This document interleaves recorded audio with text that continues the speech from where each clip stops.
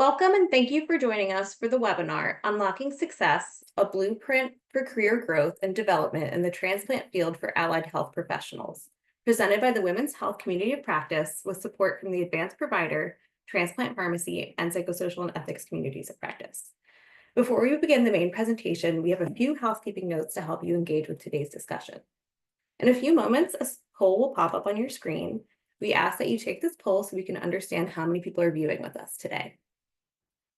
This webinar is being recorded and the archive will be available next week on the COP hubs and on the AST website.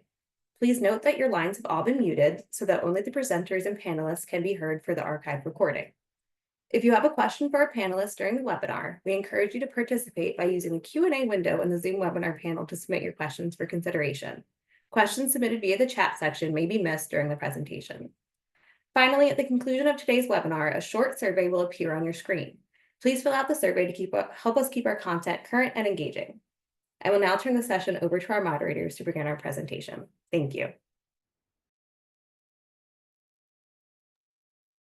Hey everyone, thank you so much for joining us. My name is Nicole Alvey. I am an associate professor of clinical sciences at Roosevelt University Science of Health and Pharmacy, and I am also a clinical transplant specialist at Rush University Medical Center in Chicago, Illinois. And I'm joined today by Mackenzie Burke. Mackenzie, would you like to introduce yourself? Hi, everyone. Thank you, Nicole. I'm a physician assistant at the University of Pennsylvania in inpatient abdominal transplant surgery, and I'll be one of the moderators today. All right, and we have a panelist of some very well-established professionals in transplantation, and the purpose of this webinar is to really highlight the non-physician practice or professionals in transplantation and talk about their career paths, their leadership opportunities, and how they got to where they are today. So our first panelist will be Anicia Redeker. She is a clinical pharmacist specializing in the inpatient and outpatient care of liver transplant patients in both the pre and post-transplant phases of care at the University of Chicago. She was integral in the development of the transplant weight loss clinic there and has extensive experience in working with a multidisciplinary team to provide care for the whole transplant patient.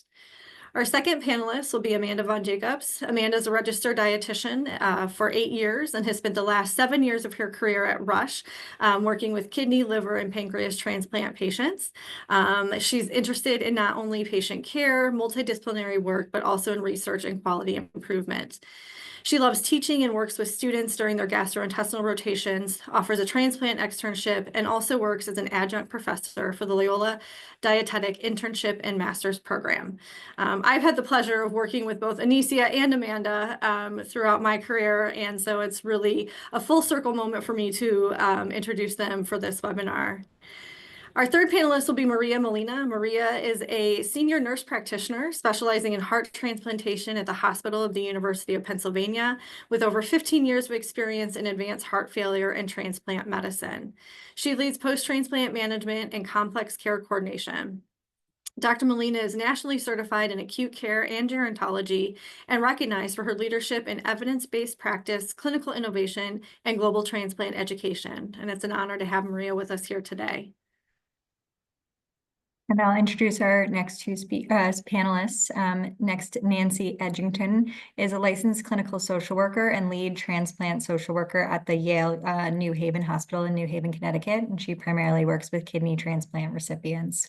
And then our last panelist is Anita Chong, a professor in the Department of Surgery at the University of Chicago. She is a basic and translational transplant immunologist with research interests in transplantation tolerance, pregnancy, and humoral sensitization and desensitization. She has published more than 300 articles, reviews, and commentaries on these topics. Dr. Chong served on the Council of the National Institutes of Allergy and Infectious Disease, chaired the basic science committees for the Transplantation Society and American Society of Transplantation, and was the chair of Pillar 1 for the Women in Transplantation Initiative of the Transplantation Society.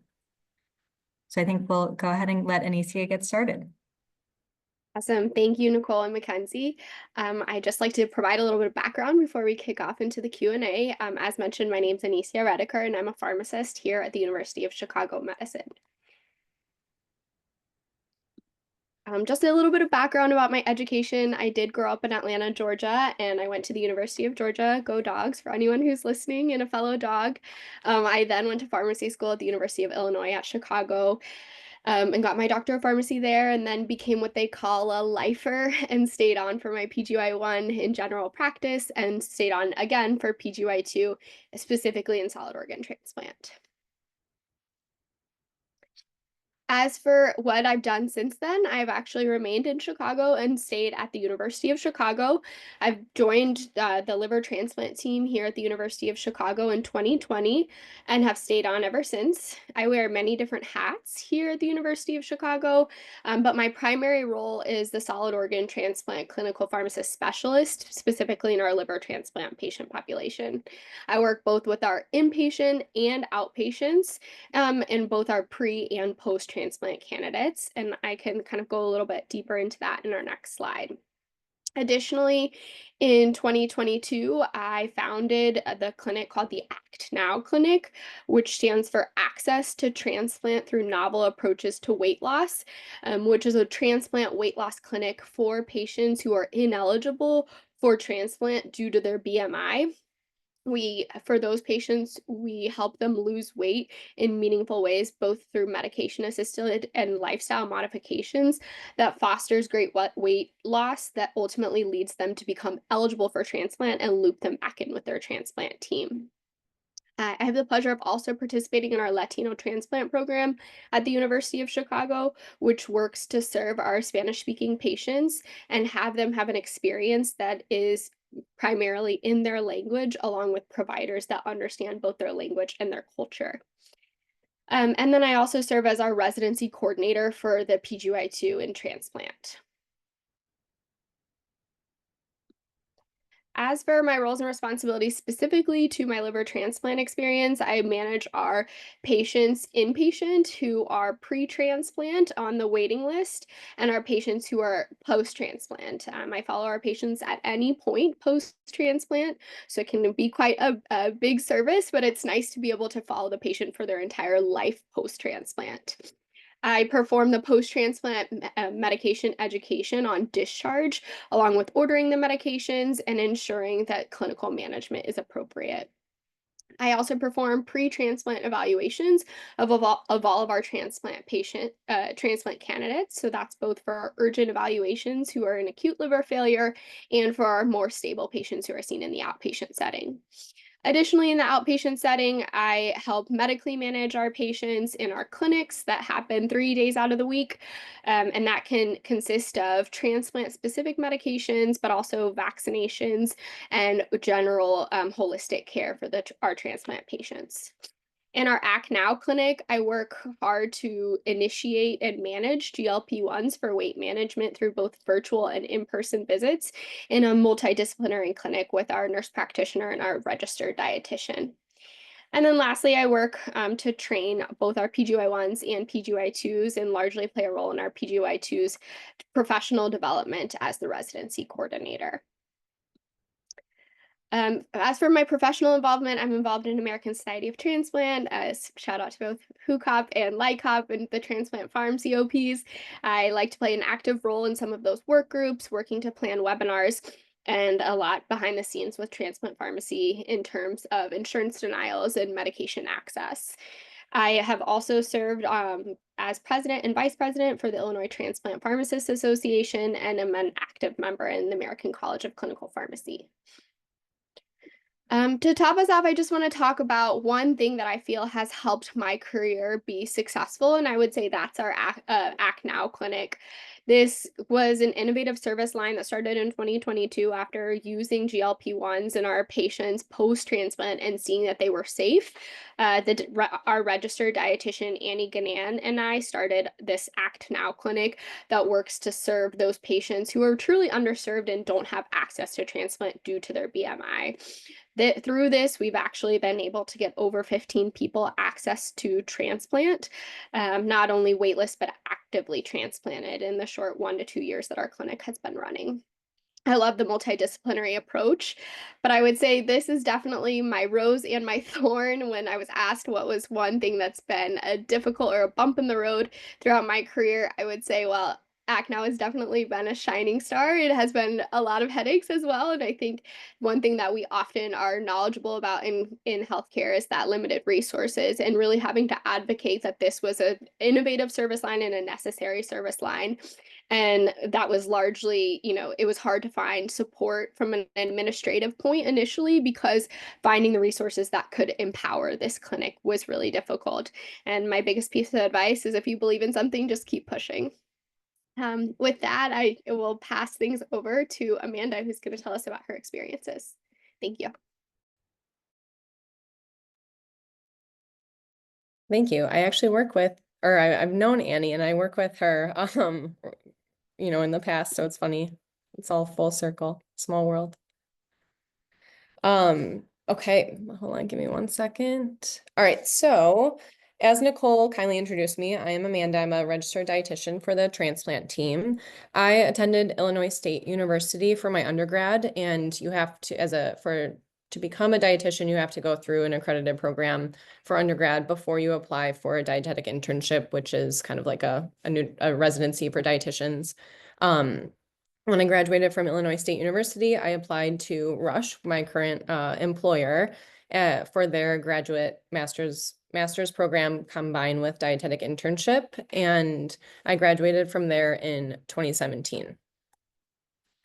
After that, my first job in the field as a registered dietitian was actually for the Academy of Nutrition and Dietetics. It was very brief. It was just kind of something with a connection that I had out of graduation, but it was more in the philanthropic arm of the Academy, and this is just the organization that really credentials all registered dietitians. So I was definitely more interested in clinical work. So once a job opened, I went to Loyola University Medical Center. I covered a maternity leave in the neuro ICU for about 8 months, which I really liked because it was definitely more critical care based, but I think I ended up realizing that I wanted more of an outpatient experience where I could follow up with patients and talk to them. A lot of my neuro ICU patients were intubated and on tube feeds.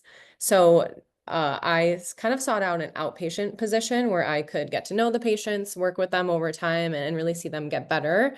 And luckily, when the maternity leave was ending, a position back at Rush, where I graduated from, opened up. There was a bariatric position and a transplant position, and I very much like learning about, medicine and surgeries and things like that. So I thought that I would get a little bit more of that experience if I chose the transplant position. And I'm very, very happy that I did. I love my team so much, but I have been with the Transplant Center here at Rush for the last 7 years, definitely the vast majority of my career. And then in 2023, I actually added adjunct professor to my jobs at Loyola, teaching their dietetic internship / master's program, advanced medical nutrition therapy. So I think I'm on my 4th or 5th semester with them now. My current responsibilities at Rush on the transplant team are doing pre-transplant evaluation. So we do kidney, liver, and pancreas here. So that includes anything from analyzing their labs and evaluating them to see if patients are compliant to what they're supposed to be doing, helping symptom management or connecting them with someone that can help manage their symptoms, whether that's GI related or whatnot. Completing medical nutrition therapy, which is basically counseling and education about what kind of diet or what they should or shouldn't be doing in regards to what they're eating and how that affects their labs and their candidacy for transplant. And then scheduling or recommending follow-up care and ultimately, hopefully, clearing patients for transplant. Within my evaluation, I also complete a frailty assessment, which is really popular in it's really growing in the transplant world as part of the evaluation process, because we know that it increases patients' risk for complications, and then managing and following up in regards to that, or if they need weight loss. As I mentioned, I really love my team. I work as part of the multidisciplinary team. I work very closely with our pharmacists, including Nicole, and our social workers on just looking at the patient as in the whole picture. I also see them after their transplant. Again, reason why I wanted to kind of gravitate towards outpatient roles, so I can see them before and then see them after transplant and see them progress. I think one of my favorite parts is being able to see our patients come in their first couple of visits in a wheelchair and then eventually be able to walk down the hallway to their room or to get their blood drawn on their own. after transplant, I help the team manage the patient's symptoms, GI, appetite related, any electrolyte abnormalities, preventing post-transplant diabetes, things like that. And then any chance that I get, I try to get involved in either quality improvement or research. We just finished a over 400 person data sheet on liver frailty. So I'm very excited to start analysis of that. And I very recently was promoted to a managerial position, which is the manager of nutrition in transplant. So I will be hiring another dietitian under me, which is something I've fought for the last couple of years, and they will report to me. So I'm excited to kind of take on the responsibilities that come with that. My organizational roles outside of being at Rush, I am on the executive committee for the North American Transplant Coordinators Organization, specifically the nutrition branch. So my responsibilities with this are any like webinars or educational opportunities that are offered throughout the year for transplant dietitians, and then ultimately organizing the Transplant Nutrition Conference. So it's not the NATCO conference. We have our own transplant nutrition one now, which has been really a work in progress over the last few years. It's great to see the transplant dietitian number growing. And I also am involved in the Certified Clinical Transplant Dietitian Committee, so evaluating patients that are, sorry, not patients, dietitians that apply to have this credential. So just evaluating their application and designating them with a credential if they meet it.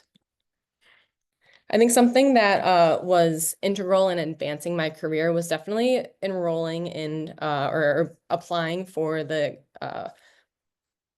North American, the NATCO Executive Board Committee, because that gave me so many opportunities, not only networking opportunities, but I am part of a small group of the board that really get to choose what we want to see in our conference and topics that we want to learn from, or emerging topics in transplant nutrition in general, find speakers for that, connect, lots of networking at these events. And then I also get kind of a constant dialogue and resources in regards to managing the transplant nutrition listserv that we have. So any questions about new practice or trying to get connected with a different transplant program is very easy with that.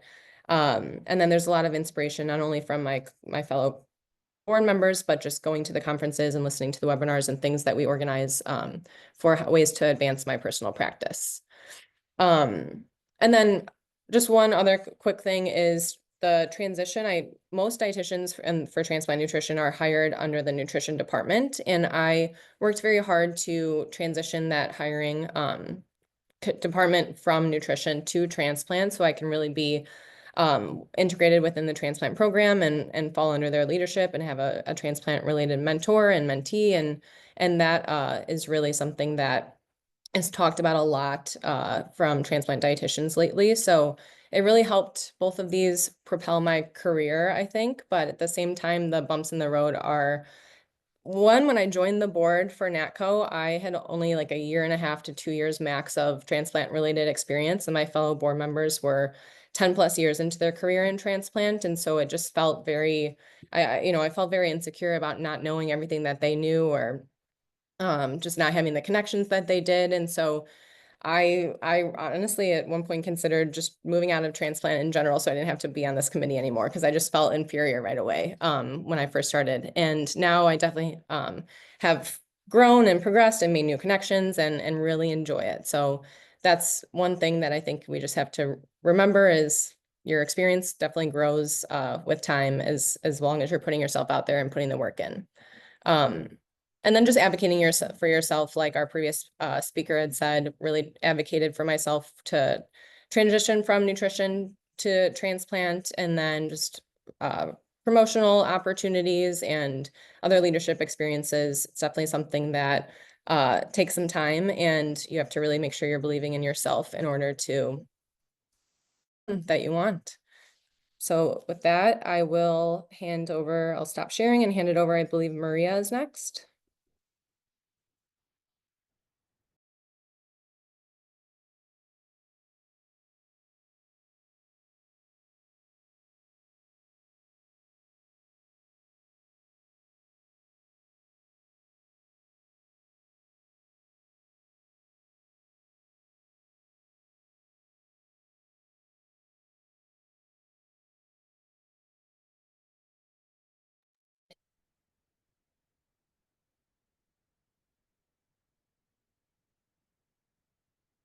I'm not able to. Can you hear me?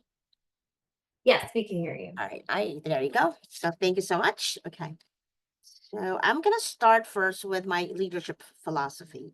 I lead through a horizontal Arthurian roundtable philosophy where leadership is shared, not imposed, and every voice carries equal weight, inspired by the legendary circle where no one sat at the head. I believe in collaborative decision making, reciprocal mentorship, and mutual accountability, whether in clinical teams, international committees, or academic settings. I foster inclusive spaces where knowledge is co-created and power is distributed. True leadership for me means building a larger table, not taller thrones, and ensuring that those closest to the work help shape its future. You can see here in my journey, my training and experience. So I got my bachelor's in 1992 in the University of City of Manila in the Philippines. This institution, rooted in a public service and accessible education, taught me that knowledge must serve the people.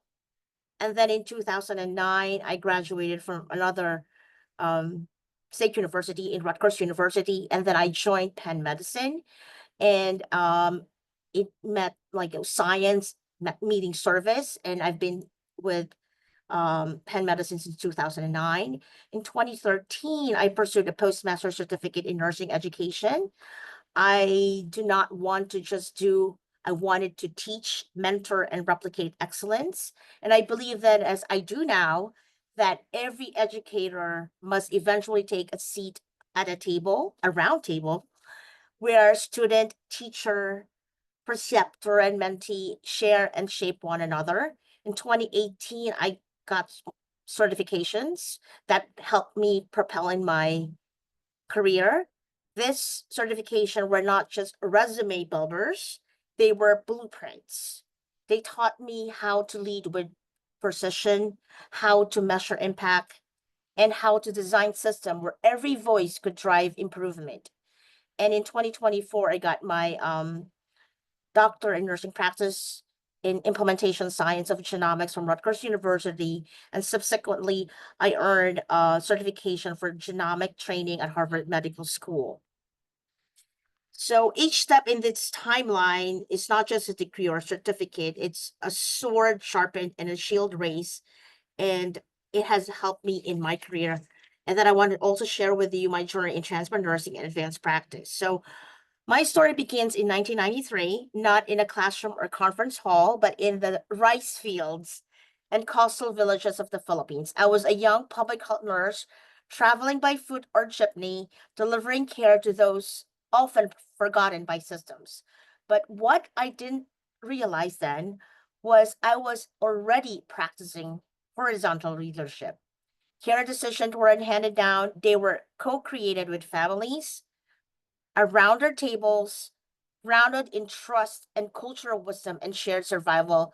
This was my first roundtable. That's why that philosophy is very important to me. In 1999, I immigrated to the United States. That was a turning point in my career. It marked physical transition, but by deep internal shift. As an immigrant nurse, I faced silence of systemic bias and the noise of constant adaptation. But like the knight who gathered with Arthur, I sought fellowship, not authority. I learned that collaboration across culture and disciplines would be my greatest strength. And then in 2008, when I graduated from Rutgers University, I joined Penn Medicine, and this is where I grew, and my growth was very impactful, not just professionally but also personally. And then in 2017 was my career defining career. I served in the ITNS, or International Transplant Nurses Society Board of Directors, and subsequently assumed the president role in 2023. And with all this work, I will be inducted as a fellow of American Association of Nurse Practitioner. So transplant nursing really helped in my career.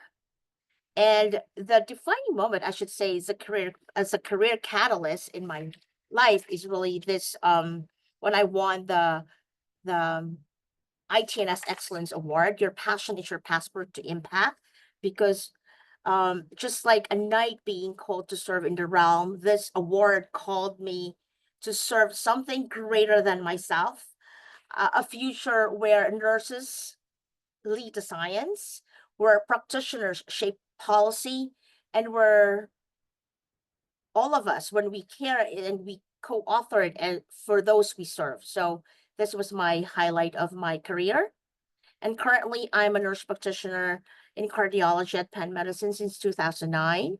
I care for adult heart transplant patients, guiding them through some of the life's most vulnerable moments, from pre-transplant to the post-transplant care.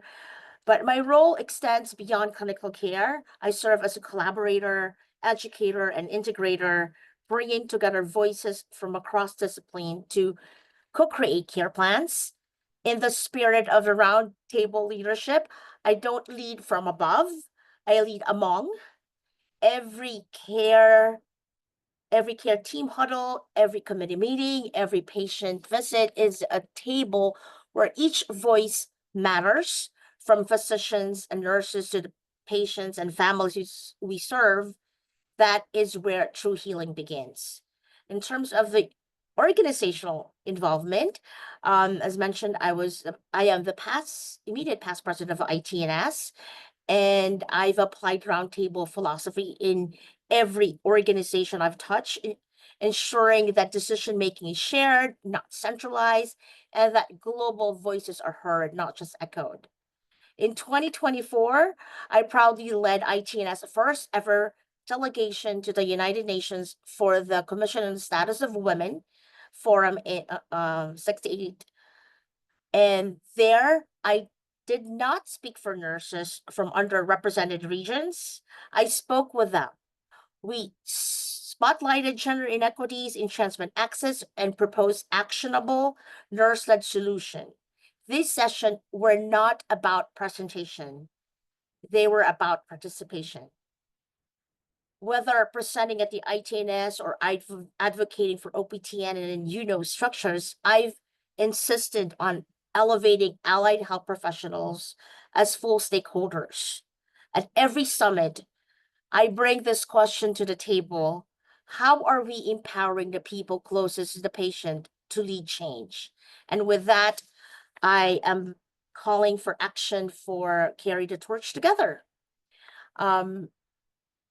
This call to the roundtable in a world where transplant medicine is rapidly evolving, we are no longer just implementers.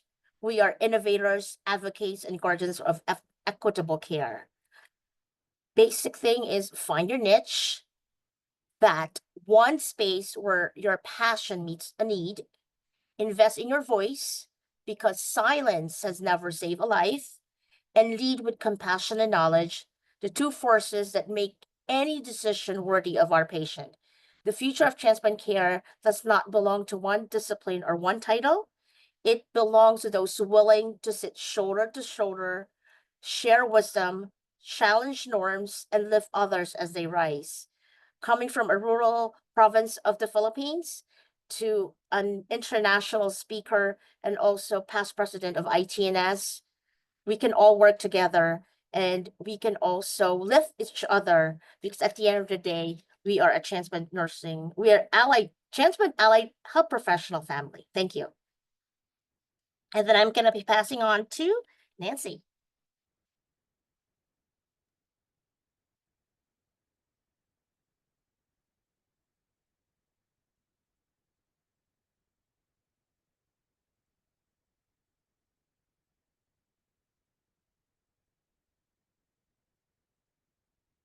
Okay, great. Thank you. That was very inspiring, Maria. Thank you so much. And I really appreciate the opportunity to speak with all of you today. Sorry. Here we go. Sorry about that. I am Nancy Edgington. I am a social worker at Yale New Haven Hospital. I obtained a bachelor's degree in social work from the University of Northern Iowa, which is a social work program accredited by the Council on Social Work Education. And because my bachelor's degree was from an accredited program, I was able to obtain my master's degree in social work from the University of Iowa in a year and a half, rather than the typical 2 years that program takes. My master's in social work did have an emphasis on social work and healthcare, and my internship there at the University of Iowa Hospitals and Clinics was in bone marrow transplant. Maybe it was a foreshadow, I don't know. I've also obtained the highest level of licensure in all of the states where I have worked since my degree. After my bachelor's degree and while working on my master's, I started by working professionally at Planned Parenthood as a counselor for 4 years. This experience really helped me to hone my advocacy skills and really instilled in me, of course, the importance of patient privacy. After that, I worked at Stony Brook University Hospital in New York on Long Island on an inpatient med-surg team for 3 years, which was really my first experience working with a large multidisciplinary team. And one thing that really stands out for my time there is what I learned about the hierarchy that exists in a teaching hospital.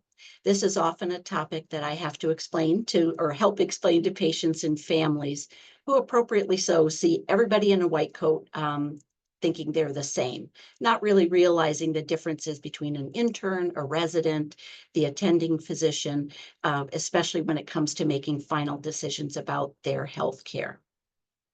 From there, I moved here to Connecticut, where I've been a member of the Yale New Haven Transplantation Center for 21 years.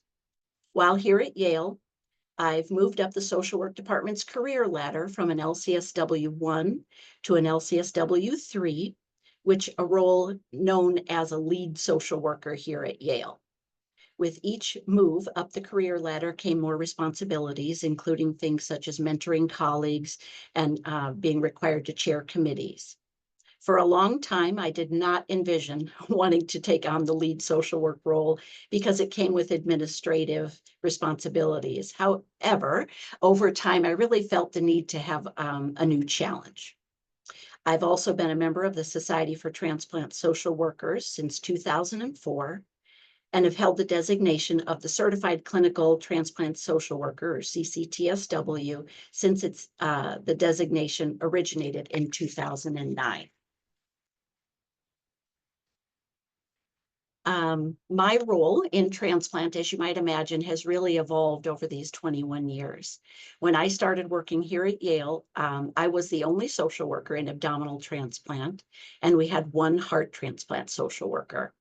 I performed all of the pre-transplant psychosocial assessments for potential recipients in kidney, pancreas, and liver, as well as the assessments for all living donors, while also providing all of the social work support to the post-transplant recipients and donors, both inpatient and out. But as our kidney and liver programs grew and the CMS rules evolved around living donors, we hired more social work staff to meet these demands. And allowed me more time to create things such as a pre-transplant support group, an educational group, and for the ability to join some hospital-wide committees. And I was able to be a part of the hospital-wide ethics committee for about 5 years. Today, we have many more social workers in heart, VAD, liver transplant, pediatrics, living donor, ILDA, and of course, in kidney transplant. The lead responsibilities really require that 50% of my time is spent doing administrative tasks like mentoring, orienting, and training all new transplant social workers, improving and initiating new processes within our transplant center. And then the other 50% of my time is spent doing clinical work, primarily with post-adult kidney transplant recipients and their families, both inpatient and out. My clinical responsibilities include completing psychosocial assessments, patient advocacy, providing support to patients and families around mental health, substance use issues, financial concerns, as well as making referrals to many resources in the community. I think probably my favorite part about my role is that it gives me ample opportunity to provide education and insight to the other members of the multidisciplinary team about how a patient's psychosocial situation may impact their medical care. I could give you examples from rounds every day here on the inpatient unit. And I also participate in the team's Transplant Operations Council and our quality assessment and process improvement meetings. I have been on several STSW committees over the years and have been fortunate to go to many of the annual conferences. I served as the kidney and pancreas chair for 5 years as part of the board, and most recently have volunteered to work on a consensus statement to outline evidence-based criteria for transplant candidacy and identify psychosocial interventions to optimize candidacy when possible for our heart, lung, liver, and kidney transplant candidates. I would say probably the primary thing that propelled my career forward, and I think is a theme I've already heard with all the speakers today, is advocacy. And I've been advocating for the importance of social work on the transplant team. Our surgeons will tell you that from day one, I've worked hard to ensure that social work is always at the table for team meetings, especially when process changes are being proposed. A part of my ability to do that, I think, comes from the person that my parents raised, but also becoming part of STSW early on in my career very much contributed to this. Going to my very first conference and being in a room with like-minded people who really validated what I was experiencing as a new transplant social worker was really career-changing for me. I think the challenge for me, because here at Yale, social work, transplant social work, I'm part of the social work department, and trying to meet the responsibilities for my department as well as that for the transplant center takes a good deal of time and effort. And I think although both of them being very important departments and the expectations and needs, it's been difficult, I think, managing both of those.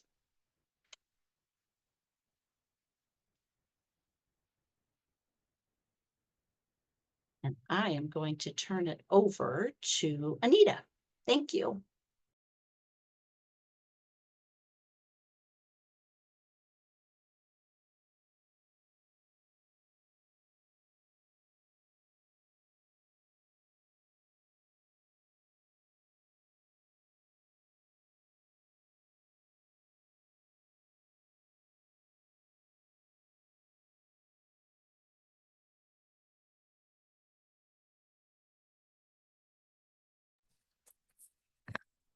Okay, hi, thank you so much. This is really inspiring to be with this group of professionals and to hear your professional journeys. So I am a little bit out of this group because I am a full-time researcher. I'm a PhD at the University of Chicago. And so what I'm going to do is just give you, a little bit of background of where I am and some thoughts about what my journey through this research profession. So I am, like Maria, a person who grew up outside of the United States. I grew up in this small country called Malaysia, and I received my undergraduate training in biology at the University of Malaya. And then I went over, flew across a little to Australia, and I did my PhD received my PhD in cell biology at the Australian National University. And then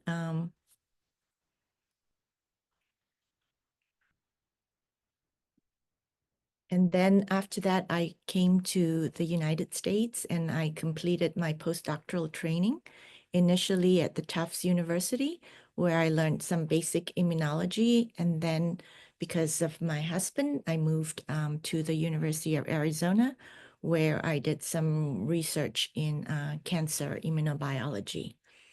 And then my husband got a position at Chicago. And so after a while, I followed. And I was very lucky to land a position as a faculty member at the Rush Medical Center.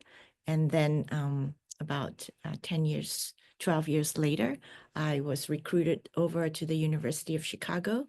And I've been at the University of Chicago ever since. I love it here. It's a great institution to do research. So as you can see from the timeline, I have been what we call a principal investigator, which means I have run an independent research lab for the last 36 years. And so in this country, at least currently up till now, most of us fund our research by accessing or competing for grant support from multiple institutions, but primarily for me from the National Institutes of Health. And and I have been continuously funded for most of that time. And my research interests are, basic understanding or mechanistic studies of how we could achieve transplantation tolerance, because we feel that the ability to induce tolerance would significantly change the way clinical transplantation is practiced. But there are also more near-term goals. So my lab is also interested in identifying new ways of treating antibody-mediated rejection, as well as how to desensitize patients. And in the last few years, my lab has been working in a translational area to bring the treatment of these antibody-mediated rejection and desensitization using a combination of belatacept and a proteasome inhibitor that kills off the plasma cells. I'm also really interested in intersectional studies between pregnancy and transplantation to, again, address this issue of sensitization as a result of pregnancy. So I know that many of you are not really into research, so I'm just going to very briefly sort of reflect in my personal experience, and after being around for so long, like what are the strategies that allowed me to maintain a successful research career, and how to kind of balance family and professional goals and demands. And I always say that you have to have rigorous scientific training so that you can think critically through complex problems, to also be critical thinking so that you don't always follow what the leaders tell you, but to think sometimes outside of the box. You're constantly, techniques changes every 4 or 5 years, every decade.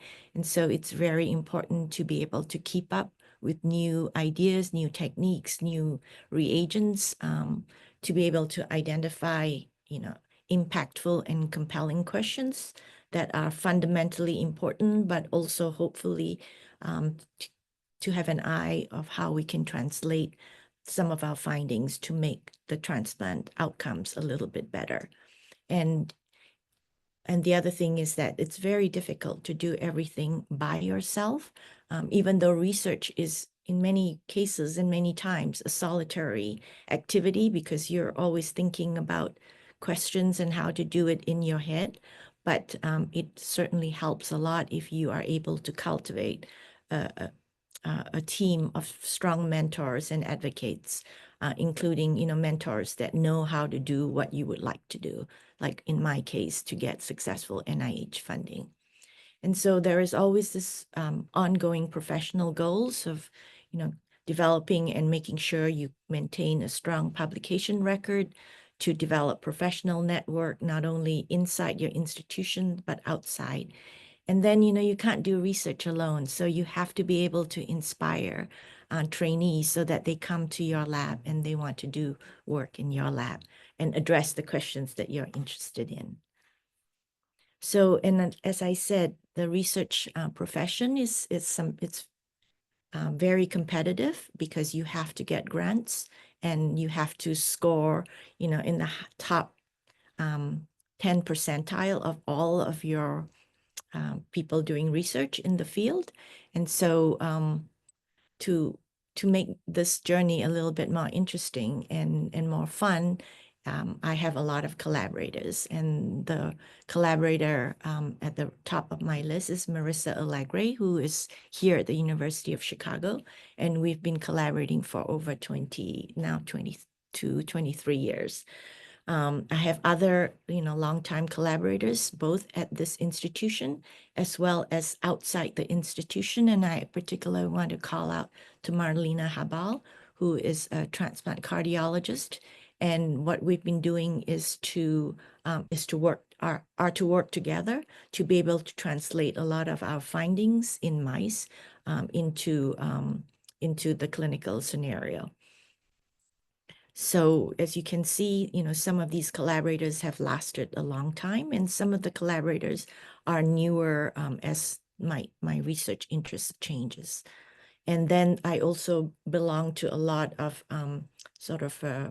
meetings, clubs that also allow us to not only exchange scientific ideas, but also get gossip about what's happening within your field, your community, and your society. So a lot of my work, as I said, is really, focused on research, but over the last, couple of decades, I've also done a little bit more work, leaned into giving back to the society. So I was, the co-chair, chair, and then the past chair of the Basic Science Community for the TTS and then I also chaired the Basic Science Committee for the American Transplant Society. I chaired the Pillar 1 of the Women in Transplantation, and now I'm a WHCOP committee member.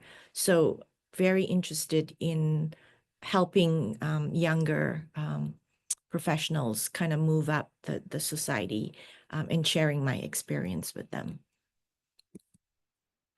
So I think that is all I have, and I'll hand it back to our moderators. Excellent. Thank you so much. I'm just sitting here listening to all of these talks, and when you have this many panelists and all of us are so busy and doing different things here and there, you always wonder how these things are going to go. Are they going to go smoothly? Or are they not going to go smoothly? And this was just fantastic. So Anicia, I think that this was a great webinar that we finally got pulled together and showcased all of these amazing careers and everything that we are doing together as a society and helping our transplant patients. If anybody has questions, please feel free to put them into the Q&A for this webinar. And while we're waiting for those to come in, I think I'll go ahead and start with a question.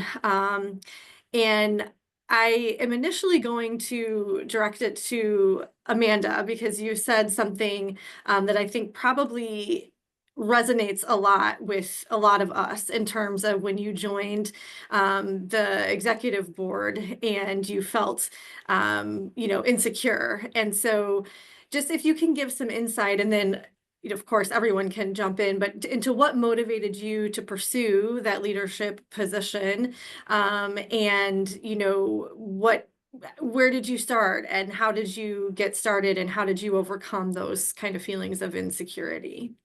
Yeah, I actually applied to be on that board when they sent out that there was an opening, because and I got the position because I had already started getting all of the transplant dietitians in Chicagoland together at one of our institutions, and we would order dinner and talk about a topic just very informally, because I was so new to transplant, and we didn't, during my dietetic internship and master's program, I think I got 3 hours of transplant experience. So I was just doing what I was trained in the 2 weeks maybe that I had training from the previous dietitian that was fairly full time here. I think I've I mean, I know I've been the most consistent full-time dietitian that we've had. So so I applied and I said I've been like trying to reach out and get just talk about what we're doing and what other centers are doing and see like where I'm missing with the with the Chicagoland transplant program. So I used that to apply to the national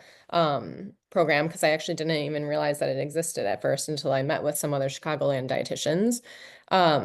And so that's kind of how I got into it because I just like didn't really know exactly what to do, I guess. And aside from just reading the literature. And then, but because I was so new and I was seeking out this information, this had been not a long established, but it had been an established committee, so long that they've actually went from having like a few sessions on transplant nutrition in the NATCO organization or like conference itself to having its own transplant nutrition conference.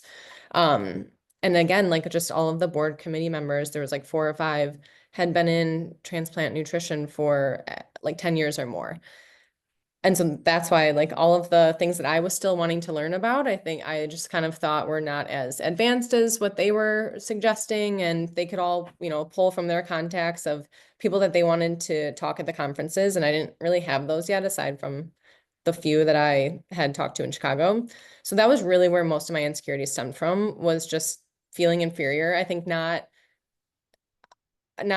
having it right out of the gate. I think everybody kind of wants to just be good at something and be the best, like naturally. And I think it just, one day I realized like, oh, I like barely had enough experience in transplant to apply for the transplant certified clinical transplant dietitian certificate. So I kind of just realized like I'm very new to this. It takes a long time. I would say it probably takes 5 years before you even feel comfortable in something so niche as transplant. So I think it was really just one day I opened my eyes and I was like, oh, I really do not have the experience that they do, and I will get it over time, and I have been, I think, and then I just sought out other roles, other ways to get involved.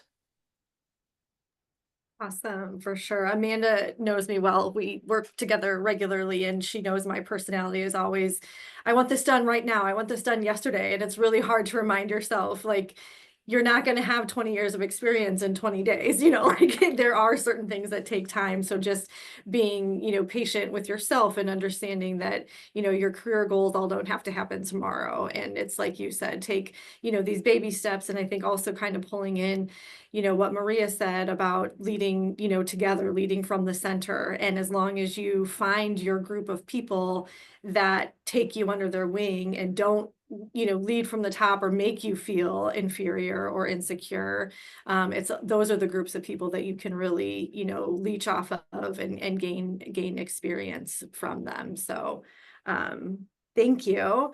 I think we have another question. Mackenzie, you want to? Yeah, from the chat, Lydia Ensfeld said, outstanding talks, very inspiring. What advice do you have for colleagues abroad transitioning career from bedside to research area? And what are the best ways to get a research grant in the US?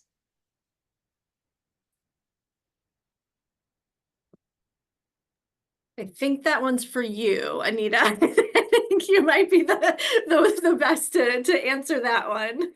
Okay, so I know if you're interested in sort of basic translational research, the way that most of us do and other people, you write to the individual by email. And my philosophy is I never answer if it's the first email. I wait, because if they're really interested, they will email you second time and a third time. And then that's my filter. You're somewhere between second if it's really relevant, and then if it's not so relevant, I wait a third time. And then, and then I look to see if they've read the right things. It's not a generic letter. There are many, at least they used to be. There are many opportunities, and there are many labs here doing research, and it's a great place, to do research. So find a lab, be persistent, show that you're interested, and just give it a try. It's not hard. I don't think.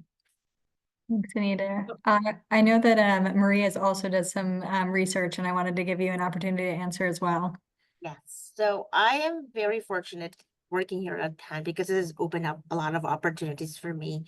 So one of the research is from like Europeans are into research and they have funding. So I am very lucky as a nurse practitioner without the NIH grant that the Europe. So it's really nice to call. That's why I keep saying about the round table, because when you just sit on a table and then you meet a lot of great people, then you get in. So my experience was the BRIGHT study. So the BRIGHT study included 46 countries, in mostly Europeans, because in the United States, there's like 8 centers in the United States, and we looked into the adherence of patients. So it's not only heart transplant, it also includes like kidney transplant. So with as advanced practice providers, we are given a lot of tasks with medication adherence. And for research, I think the Europeans they have lots of funding. So all you gotta do is collaborate with them. And Dr. Anita is, like she's an NIH person. And of course, she's a translational research, but with nurse practitioners, we're more geared into outcomes research, because at the end of the day, we wanted to know how our patient will they get better with this.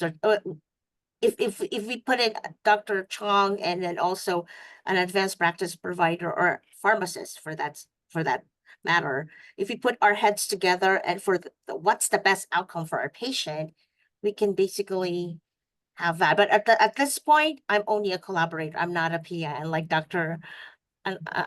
Dr. Chong. So thank you very much, Dr. Chong, for giving us an insight into the world of NIH, although at this point it's a little bit tricky. These are challenging times. It's certainly. Thank you, Maria. I wanted to direct one last question. We have about 3 minutes left to Anissa and Nancy. What are, as non-physician members or non-provider members of the clinical team, could you give us some quick advice on how to deal with challenging interdisciplinary situations, and how you advocate for yourself and your patients through your practice? Absolutely. I'll take a stab at it first. I think, as many people have mentioned, advocacy is a huge part, but I think understanding that multiple voices speak louder than one. So I think it's easy to rally behind, particularly us as pharmacists will rally within the pharmacy group. But I think there's a lot of beauty in actually recruiting your colleagues who are your allied health professionals.